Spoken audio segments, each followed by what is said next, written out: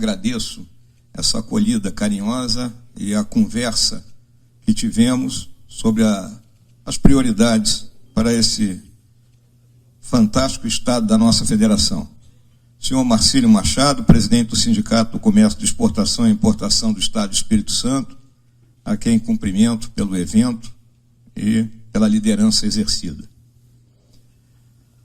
Senhores parlamentares aqui presentes, senhores integrantes das Forças Armadas e das Forças Auxiliares, senhoras e senhores empresários, senhoras e senhores. Os oradores que me antecederam foram extremamente felizes, extremamente objetivos sobre o ponto focal do que estamos lidando aqui hoje, da realidade desse nosso encontro, que é a questão do comércio exterior. E aí, é importante que todos tenhamos consciência do que vivemos nesse mundo de hoje. Érico Veríssimo, notável escritor lá da minha terra, do Rio Grande do Sul, tinha em um de seus personagens, que era o Toríbio Cambará, uma expressão constante, que dizia: "Eta mundo velho sem porteira".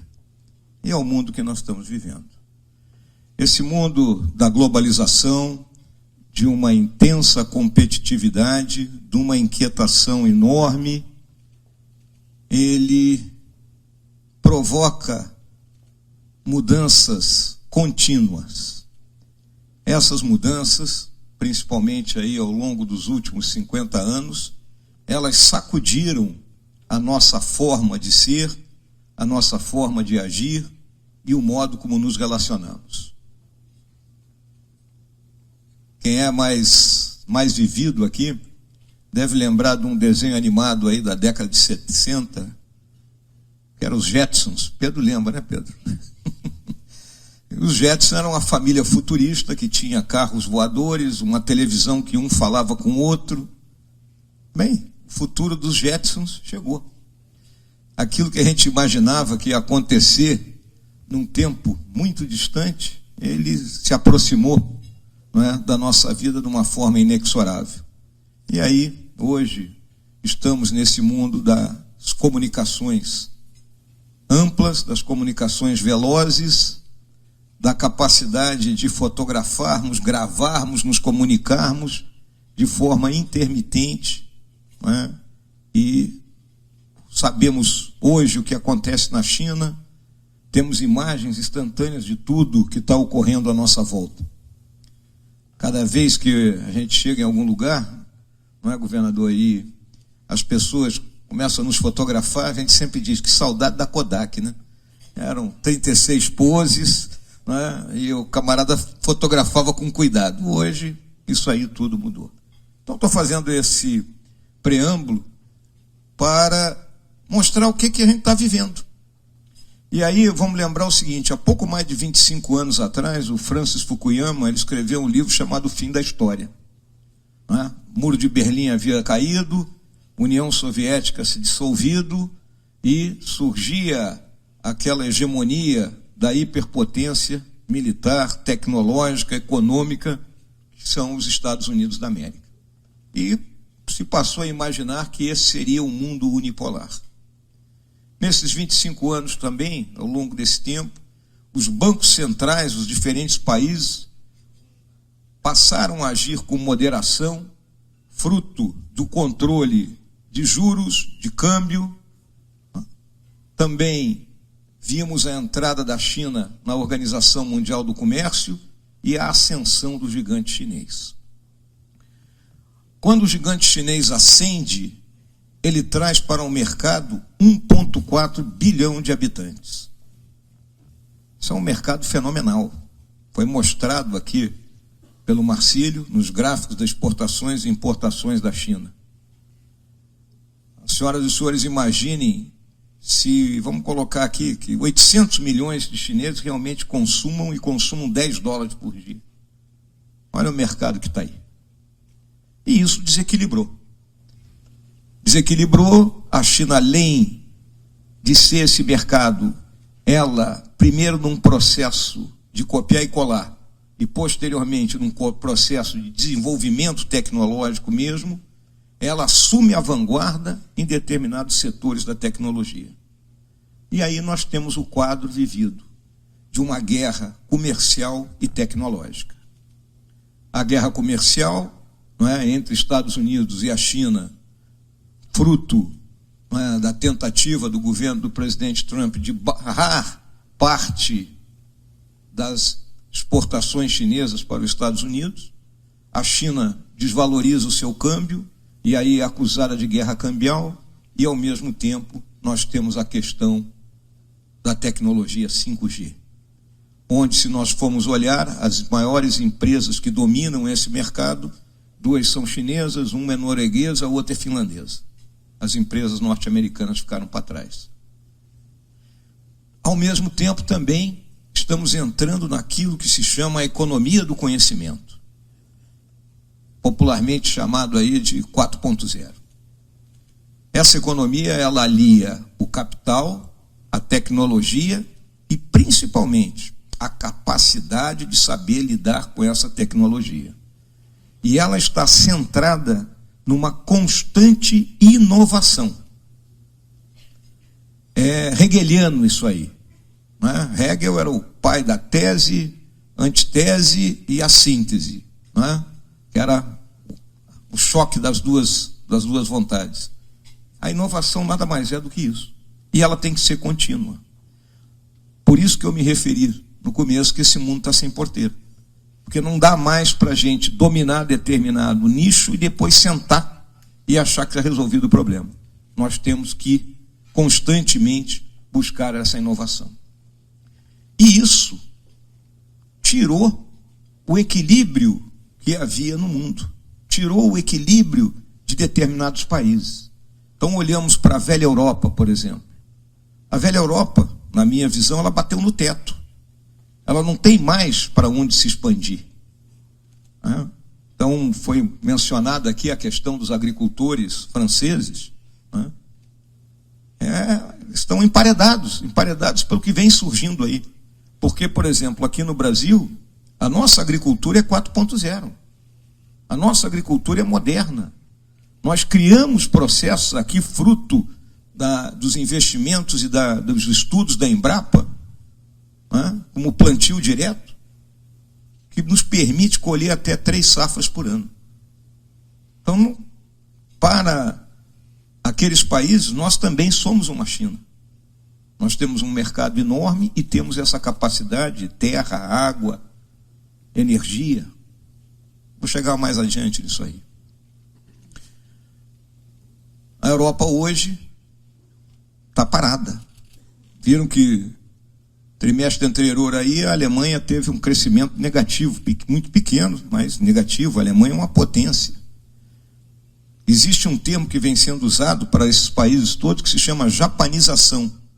Porque o Japão há muitos anos vem lutando com taxa de juros baixíssima, uma inflação baixíssima e um crescimento muito pequeno. Exatamente porque eu te falei, tudo chega no seu limite. Temos o papel da Rússia. As pessoas achavam que a Rússia tinha se acabado ali com o fim do comunismo. Não. A Rússia tem seus objetivos. O novo czar, que é o Putin, ele luta pela manutenção de sua área de influência, que é o leste europeu. Ele luta pelo acesso aos mares quentes, que são objetivos centenários do povo russo. Do czar Pedro Grande até o Putin, todos buscaram isso aí. Então ela não está parada. E ela veio colocar um pé aqui na América do Sul com a influência que tem sobre a Venezuela, para exatamente estar no flanco do americano. Também não podemos esquecer o que ocorre aqui na América do Sul. A América do Sul comumente julgam que nossos países são periféricos. Realmente, a nossa importância no concerto mundial é muito pequena. Temos a questão venezuelana, né? Essa questão venezuelana não é fácil de ser solucionada. Existem atores externos, como os cubanos, como os russos, como os próprios chineses, forças armadas divididas, narcotráfico, garimpo ilegal. Então, é um problema, milícias, é um problema sério, não é para amadores, precisa muita negociação lá dentro. E não pode descambar jamais para uma solução militar vinda de fora. E temos que fazer tudo para que os venezuelanos não se matem uns aos outros. Porque uma guerra civil na Venezuela seria o pior do mundo para todos. Só não corre mais gente da Venezuela para o Brasil, porque a distância entre a nossa fronteira ali em Roraima e a área mais habitada da Venezuela, lá na região do Orinoco, é em torno de 600 quilômetros. Então existe um vazio demográfico aí. E ao outro lado da fronteira, onde eu tive a oportunidade de comandar, lá na Cabeça do Cachorro, São Gabriel da Cachoeira, é selva. Só se transita por rio. Então essa é a nossa vantagem de não ter um afluxo maior dos nossos irmãos venezuelanos fugindo para cá, para o Brasil. Temos o nosso vizinho do sul, a Argentina, que hoje, mais uma vez na sua história, declara uma meia moratória, com todo o reflexo que isso causa no mercado mundial. E aguardamos o resultado das eleições argentinas, mas sempre com aquela visão. A Argentina é o nosso terceiro parceiro comercial. Nós precisamos manter essa relação. Essa relação é importante. E é a relação básica de um mercado fundamental, que é o Mercosul. Para todos nós que temos a visão de comércio exterior. E o Mercosul é mais ainda do que isso. É uma união entre países que tiveram uma formação conjunta. Vamos lembrar Vice-Reinado do Prata e o Império Português aqui no Brasil. Paraguai. Temos a questão da energia de Itaipu. É outro assunto que tem que ser resolvido. Não é? Tínhamos firmado um acordo aí que terminou não sendo bem aceito pela forma como foi conduzida. Agora os técnicos estão sentados buscando acertar essa distribuição da energia, de modo que o consumidor brasileiro não seja prejudicado, como vinha sendo até então. Lembro também, temos os 3 maiores produtores de droga como vizinhos aqui na América do Sul. A Bolívia, o Peru e a Colômbia. A cocaína que sai de lá, ela ou passa pelo nosso território para chegar aos outros 2 grandes mercados, que são a Europa e os Estados Unidos, ou fica aqui, e em grande parte ficando aqui como um dos piores subprodutos dela, que é o crack. O crack que ataca aí a nossa juventude mais pobre. Né? Se as senhoras e senhores forem numa favela do Rio de Janeiro, né? Há tempo atrás, quando nós estávamos em operações lá, tinha uma garrafinha de cerveja da Antártica aí pequenininha, que era chamada de cracudinha, porque o preço dela era o mesmo de uma pedra de crack. É isso, é a realidade que nós vivemos nessa periferia das nossas grandes cidades. E é outro assunto que eu vou tocar um pouco mais adiante. Então, temos que ter uma ação objetiva nesse combate ao tráfico de drogas internacional e, ao mesmo tempo, lidar com esses nossos vizinhos, porque não adianta o esforço só do lado de cada fronteira. Ele tem que ser feito do lado de lá também. Então, esse é o pano de fundo, não é, que cerca o nosso Brasil. Brasil com 8 milhões e meio de quilômetros quadrados, 7.500 quilômetros de costa e quase 17 mil quilômetros de fronteira terrestre com 10 países. Essa questão de fronteira não é algo simples de ser lidado. Os Estados Unidos faz fronteira só com 2 países. Canadá, 0 problema, e o México, que dá em torno de uns 3 mil quilômetros, a mesma fronteira que nós temos com a Bolívia é igual a dos Estados Unidos com o México. E com toda a tecnologia, toda a capacidade, toda, digamos assim, os recursos que aquele país possui, as senhoras e senhores sabem muito bem a dificuldade que eles têm para controlar a fronteira com o México. Então, é outro dos problemas que nós temos e que nós temos que buscar soluções conjuntas com os nossos vizinhos. Esse nosso território encerra riquezas incalculáveis, muitas ainda não estão medidas realmente, com meia dúzia de biomas distintos. Nós temos o bioma amazônico, nós temos o Cerrado, nós temos a Caatinga, nós temos a Mata Atlântica, nós temos o Pampa. bioma amazônico cobre mais de 50% do nosso território. E aí é importante também que não confundam os conceitos de bioma com a área, porque nós temos aquilo que se chama Amazônia Legal, que ela é maior do que o bioma amazônico. A Amazônia Legal abrange a área de Cerrado, porque ela abrange parcela do Mato Grosso, parcela do Tocantins e parcela do Maranhão. E aí eu vou fazer um parênteses para tocar exatamente na questão do meio ambiente, na questão da biodiversidade, que nós temos sido tão atacados. Né? Cometemos erros, sim. Todos os anos nós sabemos que agosto, setembro e outubro é mês de seca e mês de queimada. É igual ao 7 de setembro. A gente sabe que tem todo ano. Queimada também tem todo ano. Compete aos entes governamentais, em todos os níveis, travarem o combate às ilegalidades cometidas nesse momento. Existe gente que trabalha nessa fímbria, que eu chamo, nesse limite da fronteira, né, entre a selva e o cerrado, que ainda opera de acordo com o avô, com o pai, em conceitos antigos, né, de uso do solo. Ou seja, ele corta o mato, espera o mato secar, quando o mato secar ele toca fogo. Esse é o conceito. Então, aí que tem que entrar a ação do governo. Nós sabemos também de que dentro da área amazônica convivem 3 tipos de elementos que cometem essas irregularidades: o madeireiro, o grileiro e o garimpeiro. Esse trio, às vezes, pode ser cada um uma pessoa só, pode estar todo ele incorporado numa só pessoa. Então, nós temos que dar oportunidade de trabalho para essas pessoas, porque senão ela vai buscar um modo, um método de ganhar a vida. Temos que lembrar ao mundo que nós temos 2,6 milhões de quilômetros quadrados de área protegida. É uma Europa inteira. Somos o único país no mundo que tem isso. Se somarmos as áreas de proteção ambiental com as terras indígenas, dá exatamente isso aí. É 1/3 quase do nosso território. É área protegida. Sem falar naquilo que tem que ser preservado por cada proprietário rural, que na Amazônia é 80% e aqui é 20%. Então nós temos uma legislação extremamente avançada. E mais uma vez repito, uma produção agrícola que é das mais, que tem mais conhecimento embutido no mundo inteiro.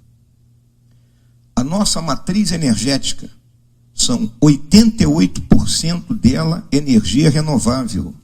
É hidrelétrica, é eólica e é solar. O resto do mundo é só 25%. Então, o resto do mundo queima carvão, queima petróleo, mas nós somos os culpados pela poluição do meio ambiente. Então, é importante que esses dados estejam de nosso poder, né, para que de forma organizada e com argumentos consistentes, a gente rebata determinadas acusações que vêm acontecendo. Existe a queimada? Existe. Temos que coibir a queimada ilegal? Temos que coibir a queimada ilegal. Esse é o nosso papel como governo. Feito esse parênteses, eu volto, né, à nossa situação aqui no Brasil. O Brasil viveu aí uma crise política policial, né? Vamos colocar assim. Desde o advento aí da Operação Lava Jato e antes já com o Mensalão, né, a classe política ela sofreu, caiu no descrédito e levou uma grande renovação ocorrida na Câmara de Deputados na eleição do ano passado. A crise de valores que a sociedade vem enfrentando, muito ligada a essa evolução tecnológica do mundo e que leva a uma evolução de costumes. A entrada em força da mulher no mercado de trabalho, né, é igual a China ascendendo, é a mesma coisa. A mulher entra no mercado de trabalho, ela disputa primeiro o mercado de trabalho, talvez não em condições de igualdade, mas hoje as mulheres já nos ultrapassaram há muito tempo em capacidade. Todas as vezes que eu vou a um dos nossos colégios militares, está lá, comandante do batalhão escolar, é uma coronel aluna. São raros os rapazes que conseguem superar em capacidade intelectual as suas colegas de classe. Isso é uma realidade do mundo. Então muda o conceito de família, a forma como a família se administra, a forma como a família trabalha. A sociedade de consumo exige muito mais custo. Eu lembro que quando eu casei, quando eu era aspirante, fui morar lá em Cruz Alta, no interior do Rio Grande do Sul, o que a gente tinha? Era uma geladeira e uma televisão, e um rádio Transglobe, para poder ouvir a Rádio Globo do Rio de Janeiro e ouvir o Flamengo. Hoje é impossível isso aí, né? Você tem 2 televisões, 3 televisões, freezer, micro-ondas e etc. e tal. Então, essa sociedade, ela exige, né, que o casal trabalhe, e isso muda a relação das coisas. Então é importante que a sociedade entenda e se adapte, né? Essa questão de costumes, eu sempre falo, é uma agenda que pouco a pouco a sociedade vai se adaptando. E aí entra a questão econômica, que é a que nos afeta. Por que nós ficamos nessa situação? Nós entramos numa situação de debacle econômico, primeiro, porque os governos anteriores primeiro aumentaram impostos. E aí eu vou tocar depois na questão tributária. Chegaram no teto que podiam. A gente paga hoje 1/3 do PIB de impostos. Ficaríamos satisfeitos, né, se pagássemos 1/3 do PIB de impostos e tivéssemos a ferrovia para o Rio de Janeiro, a BR-262 duplicada, os portos todos funcionando, né, escolas, né, que a gente pudesse matricular os nossos filhos tranquilamente, hospitais funcionando com ninguém morrendo na porta do hospital. Estaríamos batendo palma. Ok, o Estado está cumprindo sua parte. Mas, infelizmente, não é isso que acontece. Depois de ter aumentado os impostos, se partiu para o endividamento. Se começou a fazer dívida. E dívida que também não resultou, né, em retorno para a população. Tivemos dinheiro injetado no BNDES, esse dinheiro captado a 13, era emprestado pelo BNDES a meia dúzia para aqueles chamados campeões nacionais, que também não produziram nada. E essa diferença de 13 para meia dúzia, quem pagou? Ou está pagando? Somos nós todos que estamos aqui. Então esse pacote chegou no limite. Chegou no limite e levou ao quê? A que se tivesse que colocar uma emenda de teto de gastos. Ou seja, para frear o gasto público. A emenda do teto de gastos, que é o regime fiscal que vivemos hoje, ela diz o quê? Que o orçamento de 2020... ele vai ser o orçamento de 2019, acrescentado da inflação medida de julho de 18 a junho de 19. É a teoria da pizza, senhoras e senhores. Se essa inflação foi 4, a pizza toda ela vai aumentar 4. Só que tem algumas fatias ali dentro que aumentam mais. Fatia de pagamento de pessoal, benefícios da Previdência, benefícios assistenciais, eles aumentam mais. Comprimem as demais. E, além disso, vamos lembrar, 96% do orçamento é carimbado. Ou seja, de cada R$100 que o governo arrecada, 96 já tem destino, porque é obrigatório parte na educação, parte na saúde, e subsídios e outras despesas mais. Sobrando apenas R$4 para o governo pagar o seu custeio e investir. Então, essa é a situação. Só quem vive melhor que isso aí é o que o nosso Estado do Espírito Santo, que fez o dever de casa há algum tempo, né? E é exemplo para todo mundo.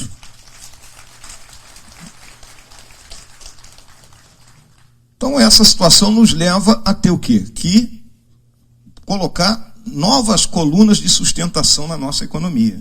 E quais são as 2 colunas que sustentam uma economia?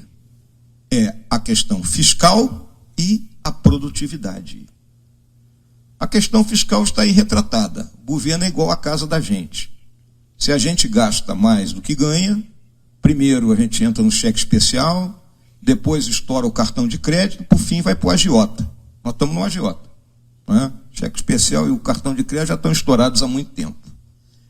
Como é que nós vamos recuperar, equilibrar receita e despesa? Temos que diminuir o gasto. Daí a primeira grande medida para diminuir o gasto, qual foi? A reforma da Previdência.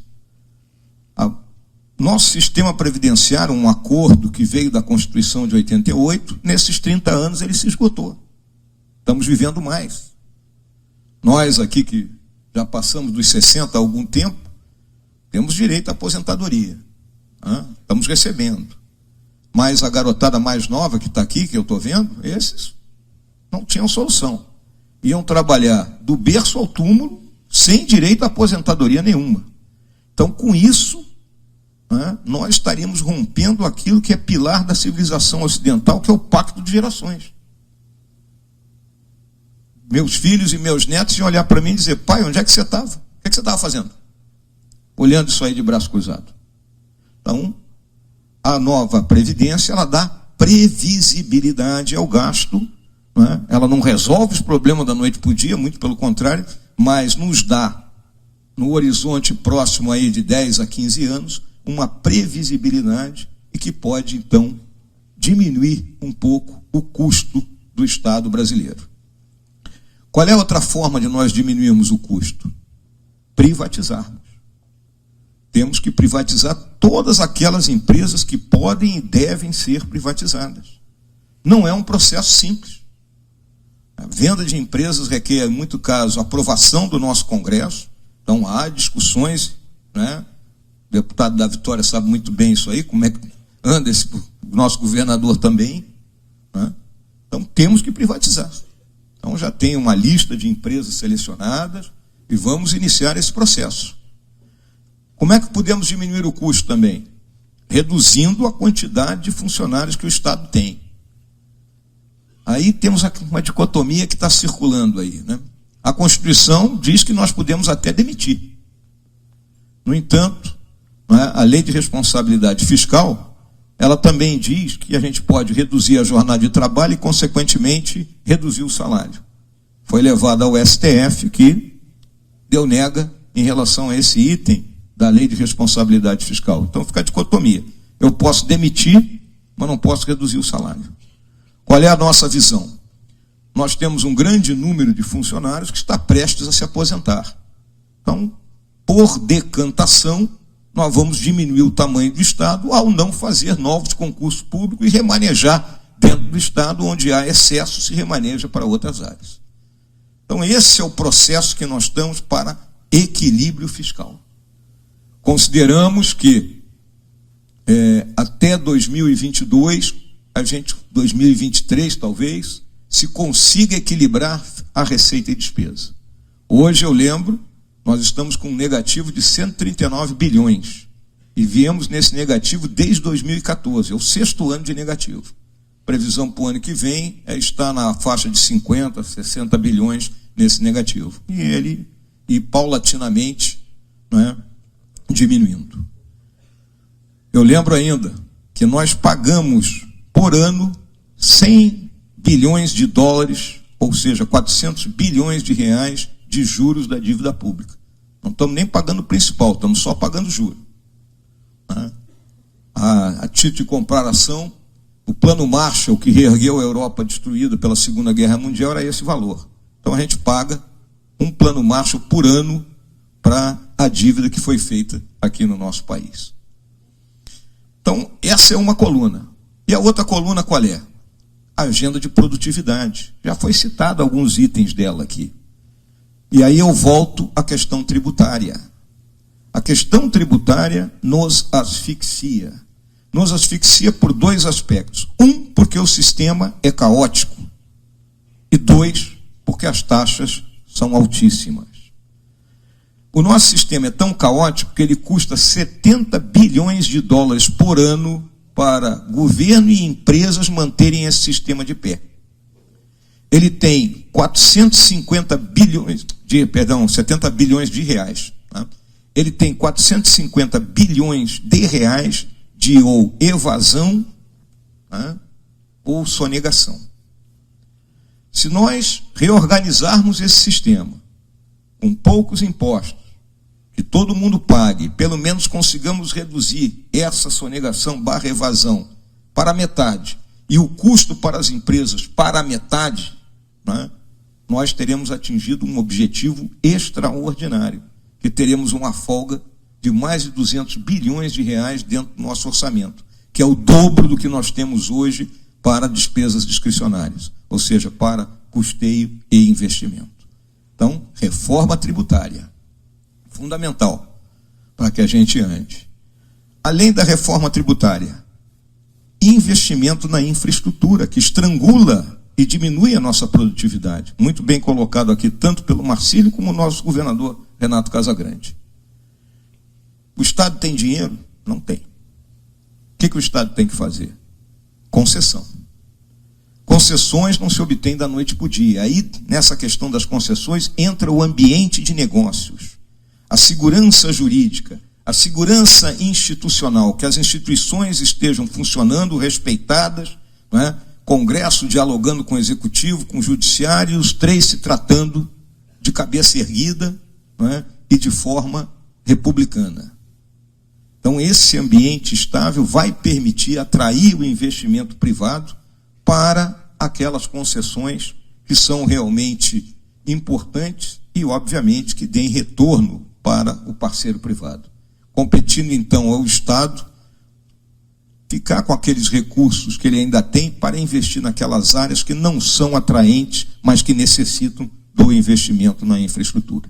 Então, concessões. E aí eu vou entrar em outro terreno que é caro às senhoras e senhores. Desregulamentar e desburocratizar. Todas as senhoras e senhores sabem esse custo aqui no Brasil. De registrar patentes, de pesquisa e desenvolvimento, de acreditar na palavra do cidadão. Não é o Estado que tem que, a priori, dizer que você está errado.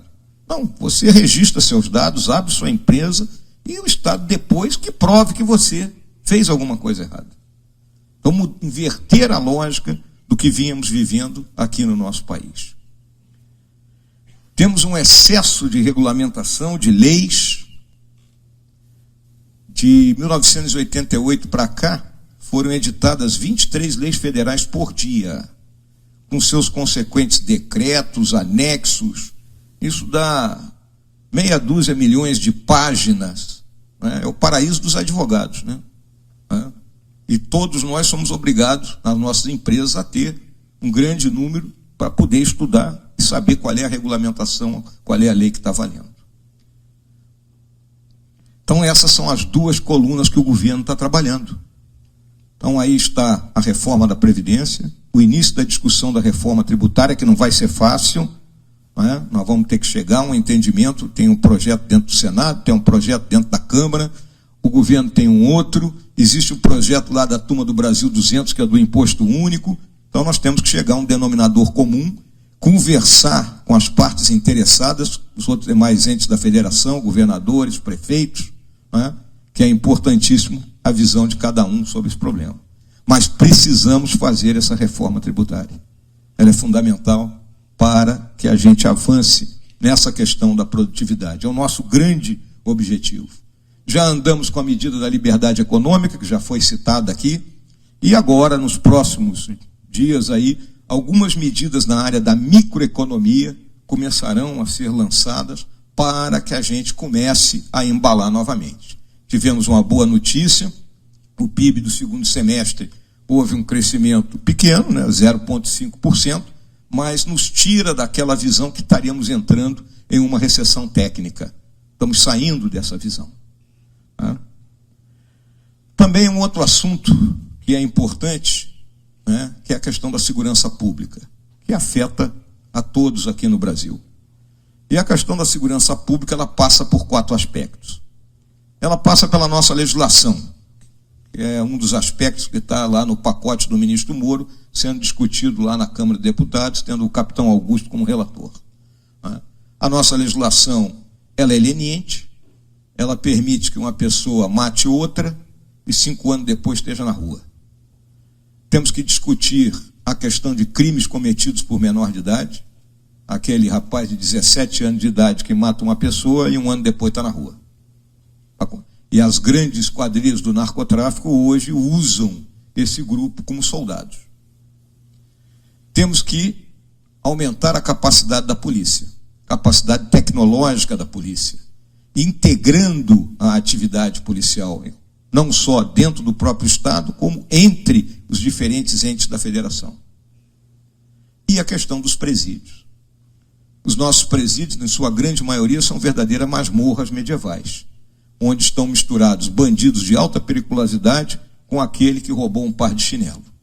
Então nós temos que ter uma noção muito clara de que, separando esses grupos de prisioneiros, né, esses grupos que cometeram crimes, né, o presídio também não pode ser uma colônia de férias para aquela bandidagem já de alto nível, né, e também ele tem que reeducar a pessoa, principalmente aquele que ainda tem condições de ser reeducado. Então a segurança pública ela tem que ser tratada dessa forma. E, permeando todo esse aspecto, existe o problema social. Se nós não buscarmos as soluções para o problema social, nós não vamos ganhar essa guerra nunca.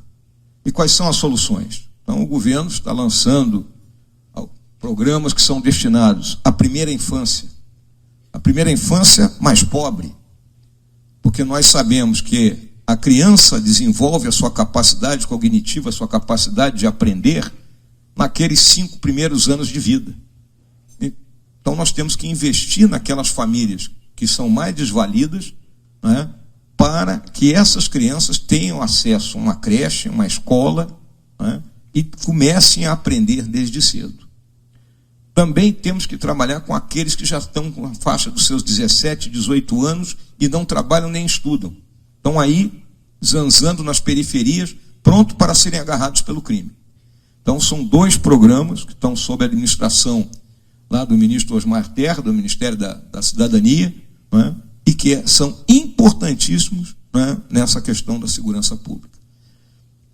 Também, saneamento básico. A maioria das nossas cidades não tem esgoto. Ou despeja in natura nos rios e lagos e oceanos das proximidades, ou tem apenas uma pequena área de tratamento. Então, é outra área onde a iniciativa privada será bem-vinda para trabalhar. Então, essa é a nossa visão, é o que nós estamos buscando fazer para colocar o nosso país de volta nos trilhos. Essa é a missão que o presidente Bolsonaro se atribuiu. Porque uma coisa é clara, governar é preparar o futuro. Então nós temos que preparar o futuro do Brasil. Né? Tirar o Brasil daquelas zonas de atraso, desamarrar o país. Né? Eu sempre comparo com um cavalo capaz de ganhar uma Olimpíada, mas desde que ele seja montado por um ginete com mão de seda, perna de aço e cintura de borracha. O que acontece é que o Brasil está sendo montado, o Gustavo vinha sendo montado por um ginete de 100 quilos, perna frouxa e com a mão pesada. Então temos que dar asas, né, para que o Brasil vá para frente. E eu sempre gosto de recordar que esse país nasceu sob a égide da inovação e do empreendedorismo. Aqui nesse estado, senhoras e senhores, se fez parte da nossa história. E por que eu falo que nós nascemos sob a égide da inovação e do empreendedorismo? Os portugueses, quando se lançaram na busca do caminho das Índias e terminaram por descobrir o nosso país, eles usavam o que havia de mais inovador naquele tempo. A pólvora, a bússola, construíram a caravela. Caravela era uma nau de velas quadradas e velas triangulares, que podia navegar contra o vento. Isso era altamente inovador. E por que empreendedorismo? Uma vez chegado aqui no Brasil, criaram-se as capitanias hereditárias e elas foram entregues à iniciativa privada. Lembre que tínhamos a linha de Tordesilhas. Quem rompeu a linha de Tordesilhas? Foi a iniciativa privada. E gosto de falar sempre, desse estado, da capitania do Espírito Santo, saiu portugueses, indígenas e gente já nascida aqui no Brasil para fundar a cidade do Rio de Janeiro. Daqui saiu a tropa que desembarcou com Estácio de Sá, lá em 1º de março de 1565, construiu uma paliçada ali onde hoje é a Fortaleza de São João, na Urca, e ali iniciou a cidade do Rio de Janeiro. Então, viu, governador Casagrande? O Rio de Janeiro é filho do Espírito Santo. Amém? E, finalmente, eu também gostaria de dizer que nós temos que sustentar de toda forma, aquilo que são os pilares da civilização ocidental. E quais são esses pilares da civilização ocidental? Um eu já me referi, o pacto de gerações. Ele não pode ser rompido. Nós temos que passar o bastão para aqueles que estão nos sucedendo e passar o bastão em boa situação. Não é aquele cara na corrida ali do revezamento do 4 por 100 que joga o bastão para o cara e o cara acaba derrubando e perde a corrida. Democracia. Muitas vezes a gente julga que uma solução autoritária ela vai resolver o problema. Pode resolver ali de imediato, mas no médio e no longo prazo não irá resolver. A nossa herança cultural ibérica, né, muitas vezes ainda acha que o Dom Sebastião vai voltar lá da Batalha de Alcácer Quibir e vai nos salvar. Não tem Dom Sebastião para nos salvar. São a democracia e suas instituições que vão nos salvar. Ah, demora, nós vamos discutir o assunto. E aí entra aquilo que eu chamo do trio, do tripé, que o governo tem que se assentar. Clareza, para que todo mundo entenda o que nós estamos fazendo. Determinação para levar avante. E paciência para negociar tudo que tem que ser negociado. Junto com a democracia, capitalismo. O modo social de produção não deu certo em lugar nenhum. Então, o capitalismo, né, é a grande força, o grande motor que faz uma sociedade progredir. Né? E a sociedade civil. Aqui está um ente da sociedade civil, o Sindiex. O Sindiex, trazendo as suas demandas, construindo o que tem que construir, dialogando com os entes do governo, ele está fazendo o papel que a sociedade civil tem que fazer. Países fortes são aqueles que têm entidades da sociedade civil fortes. Então, esse trabalho que as senhoras e os senhores fazem é fundamental para o progresso do Brasil. E gostaria de encerrar essas minhas palavras citando o que está escrito na bandeira desse Estado. Trabalha e confia. Nós vamos chegar lá. Muito obrigado.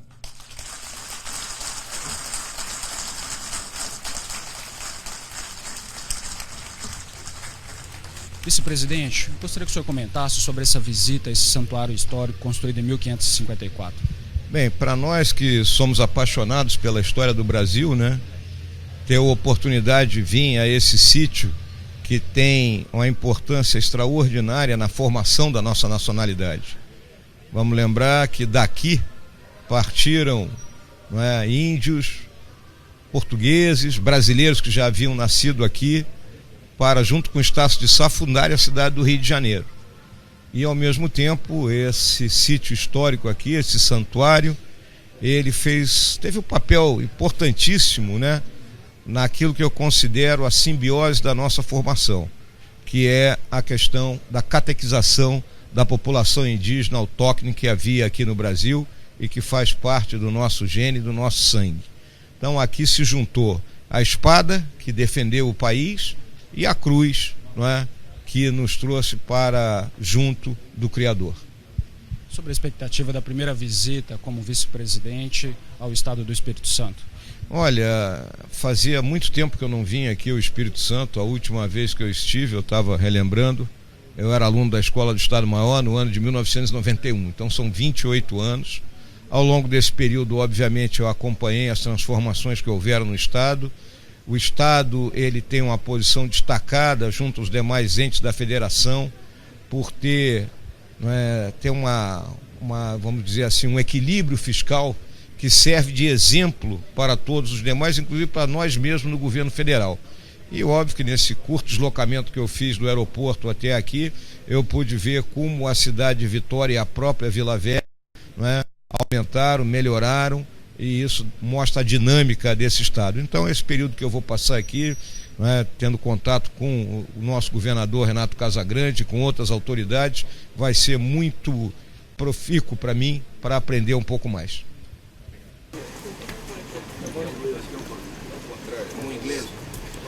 Descendo aqui, chamado Ladeira da Penitência.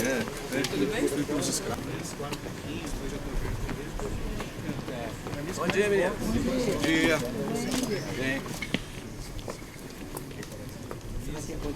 Eu cheguei em janeiro, dia 15 de janeiro. Veio de onde? Eu vim de Bauru, de São Paulo. O presidente aqui, o museu, a Cleidiane Tá bem. e ao senhor. Bom dia, tudo bem? Como é que você está, Cristiano?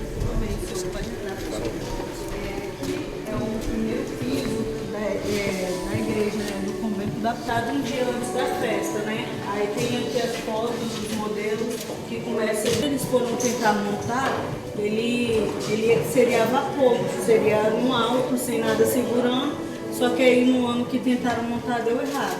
Aí montaram no próximo que o Frei que estava na frente da ordem, ele deu a ideia de colocar nas palmeiras, né? Esse daqui é um pouquinho das fotos. Aí aqui também temos aquelas duas lá são da Inglaterra. Mais um pouquinho. Aqui também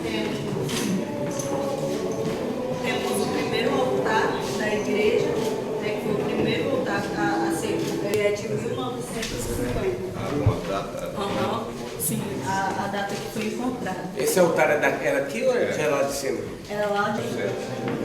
Temos também essa pia batismal. A pia batismal, ela é de 1950 também, tem 68 anos. É onde realizava o batismo antigamente, né? Aí aqui o Frei colocava a criança para ser batizada e aqui realizava o batismo. Vamos lá dentro um pouquinho. O principal do convento, as paredes originais, que era feita com óleo de baleia, pedra sobre pedra e conchinhas trituradas e barro. Aí era tudo feito assim, à mão. Essa parte branca do convento que vocês veem hoje, por dentro era tudo assim. Feita esse material. O óleo de baleia vinha de Portugal, né? Porque a maioria das coisas era extraída de fora. E vinha deles. Aí tem uma ligação entre os dois. Tem aqui também o andor, que aí é onde colocava as madeiras, né? Para estar levando para processar. Bom dia, hein? Realmente eu costumo dizer que quando a pessoa chega aqui, esse problema nosso Deus tem muito mais coisas para realizar na nossa vida. Ali são ruínas antigas, isso que é de moradia, de uma época que teve vários processos de construção do convento. Tinha acabado de ser um ano e pouco de inaugurada. Uma semana depois das eleições, do resultado das Bom dia, senhora. Bom dia, como é que está a senhora? Pode deixar. Então, vou levar esse abraço para ele. Pode deixar. Muito obrigado, senhora. Muito obrigado. Muito obrigado. Muito obrigado, hein? Muito obrigado. Saúde e força para a senhora. Como é que está a senhora? São Borja, Rio Grande do Sul. Ué, tia, tu tá longe de casa. Mas vale um abraço. Então, Em 1958 trouxe aquele painel ali de Nossa Senhora das Alegrias. Esse painel que e as duas palmeiras, sempre no meio de duas palmeiras apareciam assim, por 3 vezes. Ela entendeu que era um pedido de Nossa Senhora para construir aqui a capela, né? E as cores do manto, lá o azul simbolizando a divindade, né? Que está revestindo a humanidade, que é a cor de rosa, né? Então, o vermelho no lugar é por rosa. E aí depois também se tornou a cor da bandeira do Estado.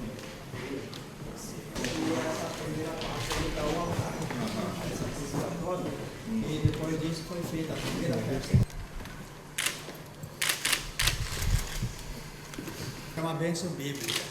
Então vou dar para toda a comitiva, principalmente as pessoas que estão na frente do país, para que... muito obrigado. Foi feito do Palácio da Tarde, pôr do sol, amanhecer também. O mestre, Olha lá, tem garoto, um monte lá. ali na frente. Tem um passa do lado de cá do mestre. Então passa dentro da cidade. Dentro da cidade, né? Aí já tem uma obra sendo feita por trás, para pegar a BR-101 Norte. Sim. Por trás do mestre. Tirar o trânsito pesado. Alguém vai falar ali. com gurizada. Obra importante. Um batalhão. Escola, de aprendiz e marinha. A pessoa fugia, deixava ali, a pessoa ficava sem comer, tudo, era um castigo para os outros não fazerem, não fugir mais. Estavam visíveis ali. Estavam visíveis ali. É uma situação assim, histórica também, nesse sentido. Não tão boa, mas é histórica.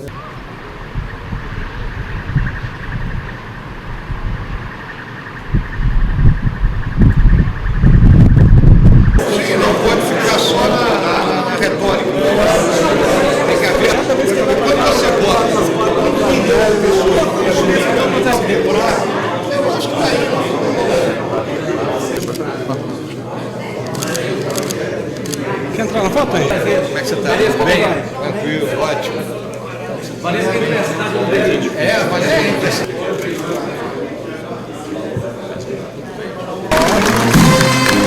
Ô, Salvino!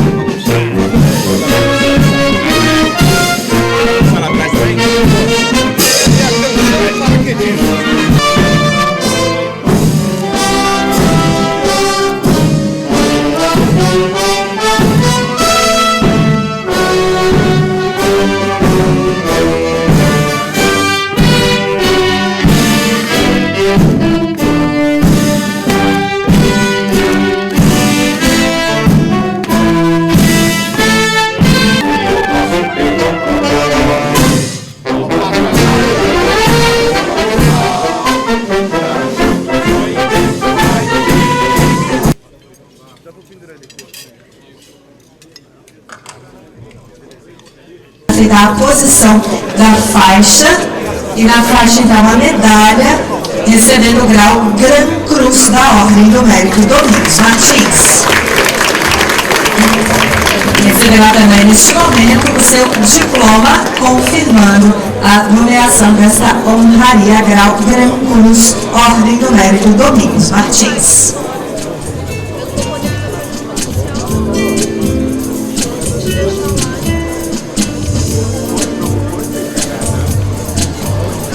Machos e de fêmeas.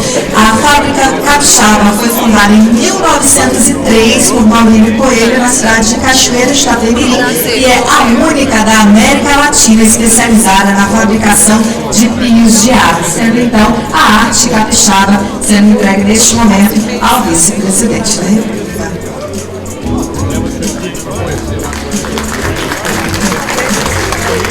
Só quebrando.